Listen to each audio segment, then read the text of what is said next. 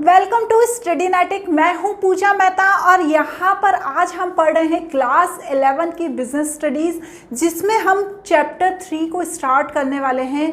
अभी तक जो चैप्टर 1 है और चैप्टर 2 है उसका मैं कंप्लीट वीडियो बना चुकी हूँ, बहुत अच्छे से उसे एक्सप्लेन किया है। यदि नहीं देखा है तो प्लेलिस्ट में जाकर देख लेना। क्लास 11 2024-25 के नाम से बिजनेस स्टडीज़ के सभी वीडियोस उसमें अपलोडेड हैं। यहाँ पर हम चैप्टर 3 स्टार्ट कर रहे हैं जिसका नाम है private, public and global enterprises. यहाँ पर इसके मैं 2 वीडियोस बनाऊंगी। आज ये पार्ट 1 है, सेकंड पार्ट में ये चैप्टर कंप्लीट हो जाएगा। तो बिना देरी के हम स्टार्ट करते हैं। यदि मेरे वीडियोस अच्छे लग रहे हैं तो चैनल को सब्सक्राइब ज़रूर करना, अपने फ्रेंड्स के साथ भी ज़रूर शेयर करना। यहाँ पर मैं जो भी समझाती हूँ अकॉर्डिंग टू सीबीएसई सिलेबस समझाती हूँ। तो यहाँ पर स्टार्ट करने से पहले हम थोड़ा सा सीबीएसई का सिलेबस रिवाइज कर लेते हैं। वैसे इसका मैंने एक सेपरेट वीडियो भी बनाया है, आप वहाँ सब भी इसे देख सकते हैं। तो देखो सीबीएसई का सिलेबस, देखिए ये क्लास 11 का सीबीएसई का सिलेबस है। क्या कह रहा है ये, जैसा कि हमने पूरा देखा ही है इसको, बस मुझे आपको ये बताना है कि चैप्टर 1 एंड चैप्टर 2 हम पढ़ चुके हैं, जिससे 16 मार्क्स के क्वेश्चन आने वाले थे। आज चैप्टर 3 पढ़ रहे हैं public, private and global enterprises. ठीक है, इसका और नेक्स्ट बिजनेस सर्विसेज को मिलाकर 14 मार्क्स के क्वेश्चन आएंगे। आज public and private global enterprises में हम क्या पढ़ने वाले हैं वो देख लेते हैं। जो ये यूनिट 3 है, इसके अंदर सबसे पहले तो आज जो मैं आपको बताने वाली हूँ वो public sector and private sector enterprises के कॉन्सेप्ट बताने वाली हूँ। Form of public sector enterprises, departmental undertakings, स्टेटरी corporations and government companies को आज हम यहाँ डिटेल में पढ़ने वाले हैं। ये जो पूरा पार्ट है ये पार्ट 1 में आ जाएगा, आज के वीडियो में आ जाएगा पार्ट 1, और जो ये है ये नेक्स्ट पार्ट में आएगा पार्ट 2 में। ठीक है ना, तो इस तरह से 2 पार्ट में हमारा ये चैप्टर कंप्लीट हो जाएगा। तो हम समझते हैं। तो चलो देखो क्या है बच्चों, private, public and global enterprises. इसमें एक चीज़ आपको ये ध्यान रखनी है कि जो प्राइवेट सेक्टर एंटरप्राइजेस है इसको हम चैप्टर 2 में बहुत अच्छे डिटेल में अच्छे से समझ चुके हैं। पब्लिक सेक्टर को हमें समझना है, जो हम समझेंगे। अब आपको यदि भूल गए हो आप, तो मैं थोड़ा सा आपको एक डायग्राम दिखा देती हूँ, फिर मैं एक बार और एक्सप्लेन कर दूँगी। ये डायग्राम देखो, public sector and private sector. Private sector में क्या क्या आता है, sole proprietorship, partnership, joint Hindu family, corporative, यहाँ पर multinational corporations, company, public company, private company, ये सब हम किस में पढ़ चुके हैं, चैप्टर 2 में बहुत अच्छे से डिटेल में पढ़ चुके हैं। आज यहाँ पर हम पढ़ेंगे पब्लिक सेक्टर के बारे में। मतलब चैप्टर 3 में उन्होंने दोनों ही चीज़ों को इंक्लूड किया है, पर जो पब्लिक सेक्टर है उसके बारे में हमें आज पढ़ना है। प्राइवेट सेक्टर के बारे में हम पढ़ चुके हैं। प्राइवेट सेक्टर क्या होता है, the private sector consist of business own by the individual और द ग्रुप ऑफ इंडिविजुअल। जब एक व्यक्ति कोई बिजनेस चलाता है तो उसे क्या कहते हैं, प्राइवेट सेक्टर कहते हैं। ये ज़रूरी नहीं कि एक व्यक्ति, पार्टनरशिप भी प्राइवेट सेक्टर में आ सकती है। ठीक है ना, जो जॉइंट हिंदू बिजनेस फैमिली है वो भी पार्टनरशिप में आ सकती है। तो बिजनेसेस जो प्राइवेट रूप में चलाए जाते हैं उन्हें प्राइवेट बिजनेस कहते हैं। जब भी ये बिजनेस चलाए जाते हैं तो यहाँ पर उस बिजनेस के नेम के पीछे प्राइवेट लिमिटेड कंपनी लगा दिया जाता है। अब आती है पब्लिक एंटरप्राइजेस। तो पब्लिक एंटरप्राइजेस क्या होते हैं, public sector consist of various organisation on and manage by the central और द स्टेट और both governments.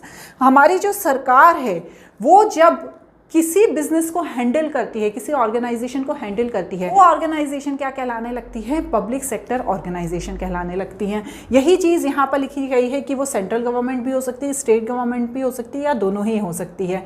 The government participate in economic activity of the country through these enterprises. मतलब इसके through वो क्या करती है, जो हमारे देश की इकोनॉमिक एक्टिविटी है उसमें पार्टिसिपेट करती है। इनका एग्जाम्पल है departmental undertaking, public corporation and government company. ठीक है, तो अब इनको हम डिटेल में समझेंगे। इसको मैंने डायग्राम के थ्रू अभी आपको बता ही दिया गया है कि जो हमारी इंडियन इकोनॉमी है वो public sector and private sector 2 part में डिवाइड है। प्राइवेट सेक्टर के बारे में हम चैप्टर 2 में पढ़ चुके हैं। पब्लिक सेक्टर की जो ये 3 पार्ट हैं इनको मैं आज इस वीडियो में समझाने वाली हूँ। तो सबसे पहले तो हम ये देखो कि फॉर्म ऑफ पब्लिक ऑर्गेनाइजेशन होता क्या है। ठीक है, ध्यान से इस चीज़ को समझना, क्योंकि चैप्टर थोड़ा सा हो सकता है कि आपको समझने में दिक्कत आए, तो ध्यान से समझना। जो पब्लिक एंटरप्राइजेस में take any particular form of organisation depending upon the nature of its operation and their relationship with the government. जो पब्लिक एंटरप्राइजेस होता है वो किस पर डिपेंड होता है, ये इसके ऑपरेशंस पे, मतलब जो वो काम करना चाह रही है, और साथ ही साथ जो गवर्नमेंट से उसके रिलेशन है उस पर डिपेंड करता है। मतलब जब कोई पब्लिक ऑर्गेनाइजेशन स्टार्ट होती है तो पहले तो ये वो देखती है कि उसको किस तरह का काम करना है, और फिर वो देखती है कि उसके गवर्नमेंट से रिलेशन क्या है, ठीक है ना, गवर्नमेंट के साथ उसके रिलेशन क्या है। The suitability of the particular form of organisation would depend upon the requirement. मतलब जो रिक्वायरमेंट है हमारे देश में, जिस चीज़ की रिक्वायरमेंट है उसके हिसाब से यहाँ पर पब्लिक ऑर्गेनाइजेशन को सुटेबिलिटी के अकॉर्डिंग इस्टेब्लिश किया जाता है। जैसे हमारे देश में रेलवेज़ को देखने के लिए किसी पब्लिक सेक्टर की नीड है, हमारे देश में एग्रीकल्चर को देखने के लिए किसी पब्लिक सेक्टर की नीड है, क्योंकि देखो यदि हम हर काम प्राइवेटली करने लगे तो हमारी गवर्नमेंट का क्या काम है, ठीक है ना। तो बहुत सारे ऐसे डिपार्टमेंट्स हैं जिन्हें देखने के लिए हमें गवर्नमेंट की नीड होती है, ठीक है। वही चीज़ यहाँ पे बताई गई है। At the same time according to the general principle any organisation in the public sector should ensure organisation performance, productivity and the quality standard. देखो according to the general principle ये कहा जा रहा है कि जब कोई भी पब्लिक सेक्टर किसी के लिए काम करता है, ठीक है ना, जब गवर्नमेंट किसी के लिए काम करती है तो उसे ये ध्यान रखना चाहिए कि वो प्रोडक्टिविटी कैसी दे रही है, उसकी परफॉर्मेंस कैसी है। देखिए हमारी जैसे जो गवर्नमेंट है किसानों के लिए बहुत काम करती है, ठीक है। अब किसानों को बीज प्रोवाइड कराती है, किसानों को बोलती है कि इस केमिकल का यूज़ करो, या बहुत सारे रासायनिक खाद प्रोवाइड कराती है। तो अब उसकी प्रोडक्टिविटी होनी ज़रूरी है ना। ऐसा थोड़ी है कि आप भैया गवर्नमेंट के थ्रू आ रहा है आपके पास तो आप गलत चीज़ उन लोगों तक पहुंचाओ। तो ये बहुत ज़रूरी है कि जो हमारी गवर्नमेंट चीज़ें प्रोवाइड कर रही है पब्लिक सेक्टर के थ्रू, उसमें प्रोडक्टिविटी होनी चाहिए, उसकी परफॉर्मेंस अच्छी होनी चाहिए, तभी तो सामने वाले का फ़ायदा होगा ना, और वो विश्वास भी करती है कि ये गवर्नमेंट हमारे लिए काम कर रही है, ठीक है। तो ये पब्लिक सेक्टर का फॉर्म होता है। अब इसे 3 पार्ट में डिवाइड किया गया है बच्चों। सबसे पहला होता है डिपार्टमेंटल अंडरटेकिंग, ठीक है, इसे समझते हैं। दूसरा है स्टेटरी कॉरपोरेशन एंड थर्ड है गवर्नमेंट कंपनी। सबसे पहले हम डिपार्टमेंटल अंडरटेकिंग को समझते हैं। देखो डिपार्टमेंटल अंडरटेकिंग थोड़ा सा भारी शब्द है, लेकिन ध्यान से समझो। This is the oldest and the most traditional form of organisation of public enterprises. यह सबसे ज़्यादा पुराना और बहुत ही ज़्यादा ट्रेडिशनल फॉर्म है, ठीक है। ये सबसे ज़्यादा पुराना और ट्रेडिशनल फॉर्म है किसी भी ऑर्गेनाइजेशन के जो पब्लिक एंटरप्राइजेस के लिए काम कर रही है। These enterprises are establish as a department of ministry. ये जो एंटरप्राइज है वो किसके द्वारा एस्टेब्लिश की जाती है? डिपार्टमेंट ऑफ मिनिस्ट्री के द्वारा, ठीक है। एंड आर कंसिडर पार्ट और the extension of the ministry itself, ठीक है। या तो ये डिपार्टमेंट ऑफ मिनिस्ट्री के द्वारा एस्टेब्लिश की जाती है या उसी के एक्सटेंशन ऑफ पार्ट के द्वारा इसका काम किया जाता है। अब ये डिपार्टमेंट ऑफ मिनिस्ट्री क्या है? जैसे हमारी जो गवर्नमेंट है, ठीक है, हमारी जो सरकार है, हमारा जो नेता है वो तो एक है, ठीक है, हमारे जो पीएम है वो एक हैं। तो क्या वो इतने बड़े देश को अकेले चला लेंगे? क्या उनके द्वारा ही हर जगह छोटे से छोटे कस्बों में, शहरों में, बड़ी बड़ी मेट्रो सिटीज़ में क्या वो अकेले डिसीजन ले लेंगे? नहीं ले पाएंगे। तो इसके लिए उन्होंने क्या किया है? अपनी डिफरेंट मिनिस्ट्रीज़ बनाई हुई हैं, ठीक है ना। एक मिनिस्ट्री है जो देखेगी कि रेलवेज़ कैसे काम कर रहा है, एक मिनिस्ट्री है जो देखेगी एग्रीकल्चर कैसे काम कर रहा है, एक मिनिस्ट्री है वो देखेगी कॉमर्स एंड इंडस्ट्रीज़ कैसे काम कर रही है। तो हमारी गवर्नमेंट ने क्या किया है? डिफरेंट मिनिस्ट्रीज़ बनाई है और उन्हीं मिनिस्ट्री का एक डिपार्टमेंट होता है डिपार्टमेंटल अंडरटेकिंग, ठीक है ना। अब ये क्या करता है? The government function through these department and the activity perform by them is the integral part of the functioning of government. For example railway, commerce and industry. तो ये डिपार्टमेंट ऑफ मिनिस्ट्री जो होती हैं ये जो हमारे पब्लिक सेक्टर के काम को करने में हेल्प करती हैं, ठीक है। जैसे अब रेलवे में ट्रेन्स चलानी है, कितनी नई ट्रेन्स चलानी है, तो ये क्या हमारे पीएम साहब देखेंगे? नहीं, उन्होंने मिनिस्ट्री बना रखी है जिसमें वो रेलवे का सारा काम देखती है। या एग्रीकल्चर के लिए कुछ करना है तो उन्होंने मिनिस्ट्री बना रखी है कि एग्रीकल्चर के लिए देखना है। तो यहाँ पर डिपार्टमेंटल अंडरटेकिंग का मतलब है ये है कि ये एक बहुत पुरानी और ओल्डेस्ट और ट्रेडिशनल इंडस्ट्री है जिसके द्वारा पब्लिक के लिए कुछ काम करने के लिए गवर्नमेंट इनको क्या करती है, काम सौंपती है कि तुमको जाकर हमारी जो जनता है उसके लिए काम करना है। तो ये क्या कहलाती है, डिपार्टमेंटल अंडरटेकिंग। क्लियर हो गया। अब इसका यहाँ पर हम क्या देखते हैं, फीचर देखते हैं। No separate entity, it has no separate legal entity, इसकी अपनी खुद की नहीं पहचान है कोई। हम इसको ये नहीं कह सकते यार ये है, ये खुद काम करते हैं, नहीं, ये गवर्नमेंट के एम्प्लॉय हैं जो हमारे लिए काम करते हैं। Finance, it is financed by the annual budget allocation of the government and all the earning go to the government treasury। यहाँ पर रेलवे को काम करने के लिए या एग्रीकल्चर के लिए काम करने के लिए इनके पास पैसा कहाँ से आता है, इनके पास फाइनेंस कहाँ से आता है, तो इनको फाइनेंस मिलता है बजट के थ्रू। यदि आपको थोड़ा बहुत भी आइडिया होगा, आपके घर में देखते होंगे तो एनुअल बजट आता है जिसमें बताया जाता है कि रेलवे के लिए इतना बजट है, एग्रीकल्चर के लिए इतना बजट है, फूड के लिए इतना बजट है, कॉमर्स एंड इंडस्ट्री के लिए इतना बजट है। तो हर साल बजट पेश किया जाता है जो किसमें से दिया जाता है, गवर्नमेंट की ट्रेजरी, मतलब गवर्नमेंट के पास बहुत पैसा है, बहुत खजाना है, उसमें से ये बजट पेश किया जाता है। Accounting and audit, the government rule relating to the audit and accounting are applicable to it. ऐसा नहीं है कि आप पब्लिक सेक्टर में काम कर रहे हो कि आप अपने मन मर्जी का काम करोगे, नहीं, गवर्नमेंट के रूल्स जो हैं अकाउंटिंग और ऑडिट के इस पर एप्लीकेबल होंगे और उसी के अकॉर्डिंग काम करना पड़ेगा। ठीक है। उसके बाद क्या है, staffing, the employ of the government employ are the recruit and appointed as per government rule. देखो, आप बहुत सारे लोग होते हैं जो काम करते हैं रेलवेज़ में, हम तो गवर्नमेंट एम्प्लॉय हैं, क्यों, क्योंकि गवर्नमेंट इनको अपॉइंट करती है। ठीक है, ये काम प्राइवेट सेक्टर में नहीं होता है, ये सारे काम गवर्नमेंट के द्वारा ही किए जाते हैं। Accountability, these are accountable of the concern ministry. यहाँ पर आप जिस भी पब्लिक सेक्टर का काम कर रहे हैं वो क्या है, कंसर्न जो मिनिस्ट्री है। जैसे मैं कॉमर्स एंड इंडस्ट्री के लिए काम कर रही हूँ, वो मेरा पब्लिक सेक्टर में काम है, देखना है वहाँ के अपनी जनता के लिए कि मैं क्या अच्छा कर सकती हूँ, लेकिन मैं अकाउंटेबल हूँ उस पर्टिकुलर मिनिस्ट्री के लिए। मुझे जवाब देना पड़ेगा कि भैया मैंने ये काम किया है और इस तरीके से मेरा काम चल रहा है। ये इसके फीचर्स हो गए। मेरिट्स क्या हैं, it is a more effective and the achieving the objective laid down by the government as it is under of direct control of the government. देखो, ये बहुत ज़्यादा इफेक्टिव है, लोग इस पर भरोसा करते हैं। क्यों करते हैं, क्योंकि ये इस पर जो डायरेक्ट कंट्रोल है वो गवर्नमेंट का है और उसी के डायरेक्शन से ये काम करती है। It is a source of government income in the revenue goes to the government treasury. ठीक है, अब जैसे रेलवे चलती है, रेलवे में जो हम टिकट्स खरीदते हैं, एग्रीकल्चर होता है, जो लोग हमसे सीड्स खरीदते हैं पब्लिक सेक्टर से, तो वो सब पैसा कहाँ जाता है, वो सारा पैसा जाता है हमारी जो गवर्नमेंट है उसके खजाने में।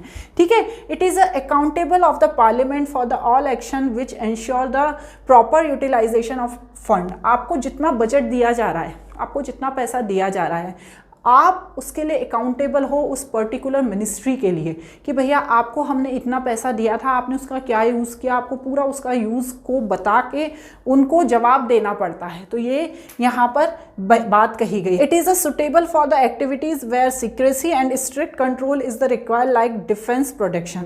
देखो, यहाँ पर सीक्रेसी का भी ध्यान रखना पड़ता है। जैसे डिफेंस प्रोटेक्शन, जैसे हमारे लिए हम बंदूकों का, हमारे रक्षा के लिए, हमारे देश की रक्षा के लिए हम बंदूकों का प्रोटेक्शन कर रहे हैं, तो इसमें हमें सीक्रेसी का ध्यान रखना पड़ता है कि ऐसा नहीं है कि आप कोई इन्फॉर्मेशन लीक कर दो। तो ये सारी चीज़ें यहाँ पर बहुत ज़्यादा इसका फ़ायदा देती हैं। ठीक है, चलो अब इसके डीमेरिट्स देख लेते हैं। It suffer from the interference from minister and top officials in their working.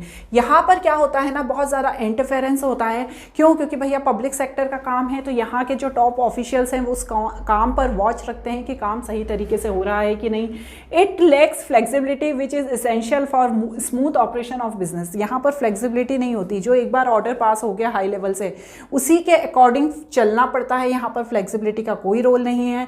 It suffer from red tapism in day to day work. Red tapism का मतलब होता है लाल फीताशाही हिंदी में। मतलब क्या होता है ना, एक बड़ा अधिकारी बैठा हुआ है, वो जो बोल रहा है हमें बस उसे ही फॉलो करना है, चाहे वो गलत बोले चाहे वो सही बोले। These operations are usually insensitive to consumer need and do not provide goods and etiquette service to them.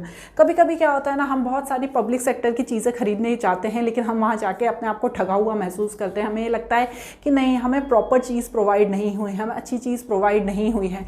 तो यहाँ पर वही बात कही गई है, such organisation is manage by the civil servant and the government officials who many not have a necessary expertise and the experience of the management। देखो क्या होता है, बड़े बड़े अधिकारियों को आप छोटा छोटा काम सौंप देते हो सकता है उस चीज़ का उन्हें नॉलेज ही ना हो, तो यहाँ पर इस चीज़ के कारण इसे इसका एक बड़ा डिमेरिट भी माना गया है। चलो अब इसका सेकंड वाला पार्ट देखते हैं, स्टैट्यूटरी कॉर्पोरेशन।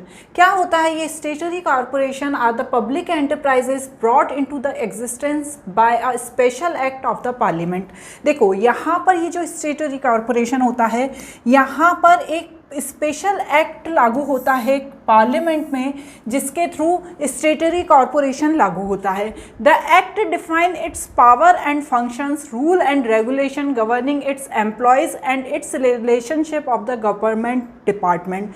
जो ये एक्ट होता है उसमें क्या दिया होता है कि वो किस तरह से काम करेगा, उसके फंक्शन क्या है, उसके पास पावर कौन कौन सी है, उसमें रूल्स क्या हैं, रेगुलेशंस क्या हैं, और सभी एम्प्लॉयज़ और उनके बीच जो रिलेशन है उसको अच्छे से डिफाइन करता है जो गवर्नमेंट डिपार्टमेंट है।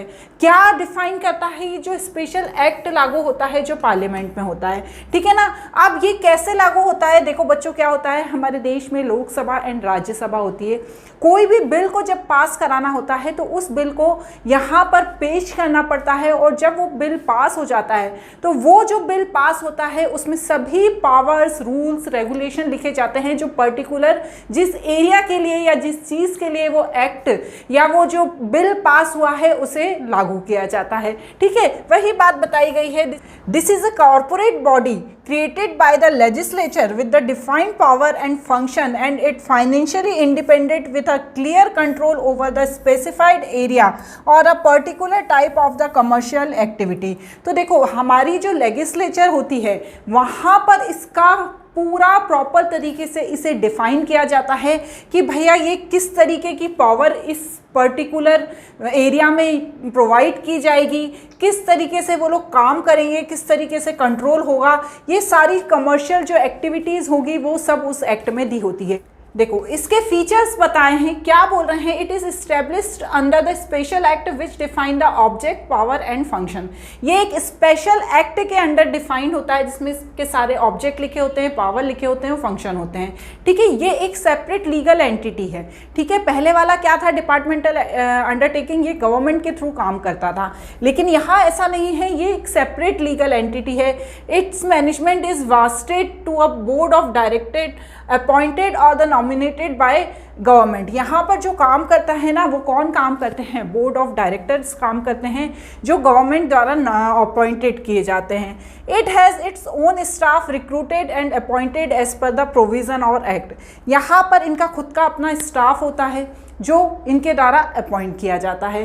This type of the enterprises is usually independently financed. It obtain fund by borrowing from government और फ्रॉम पब्लिक और थ्रू अर्निंग। देखो जो पहले अंडरटेकिंग के बारे में हमने पढ़ा था उसमें क्या था, बजट पेश होता था और बजट के थ्रू ही वो लोग काम करते थे, लेकिन यहाँ पर ऐसा नहीं है। स्टैट्यूटरी कॉर्पोरेशन में यहाँ पर ये इंडिपेंडेंट होती हैं कि ये पैसे कहाँ से अरेंज करती है, या तो ये गवर्नमेंट से भी मांग सकती हैं या ये पब्लिक से भी मांग सकती है या खुद अपनी इनकम भी जनरेट कर सकती हैं, ठीक है ना। तो ये इसके इंपॉर्टेंट फीचर हैं। मेरिट में क्या है, internal autonomy, it enjoy a good idea of autonomy on its day to day operation and free from the political interference। मतलब ये अपने जो काम है वो खुद कर सकती हैं किसी पॉलिटिकल इंटरफेरेंस के बिना, ठीक है।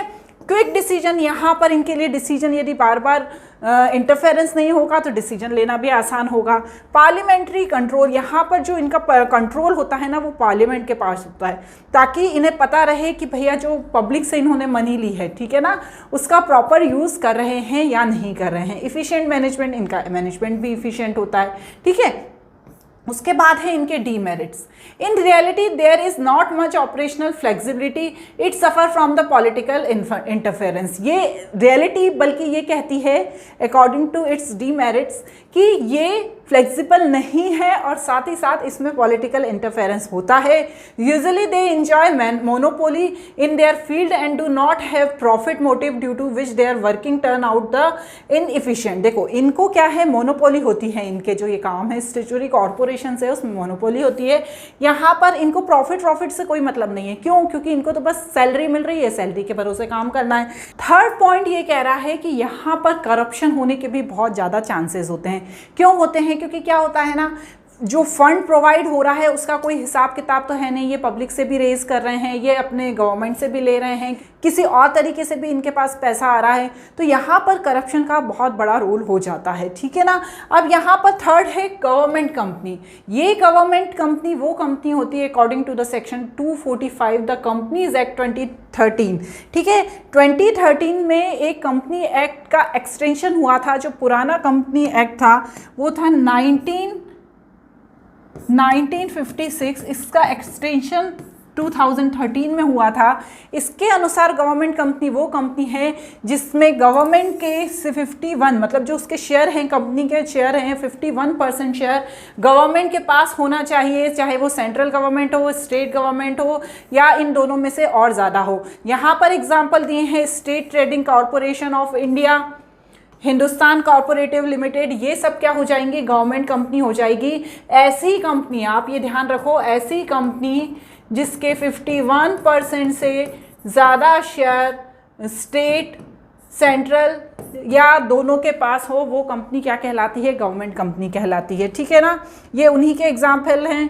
फीचर क्या है, it is a registered of the incorporated under company act 1956, तो मैंने वही बताया ये रजिस्टर्ड होना चाहिए कंपनी एक्ट 1956, जो अब कंपनी एक्ट 2013 हो गया है एक्सटेंशन के साथ। It has separate legal entity, यह एक अलग सेपरेट लीगल एंटिटी है। Management is regulated by the provision of company act, management जो है वो कंपनी एक्ट के प्रोविजन के अकॉर्डिंग चलता है।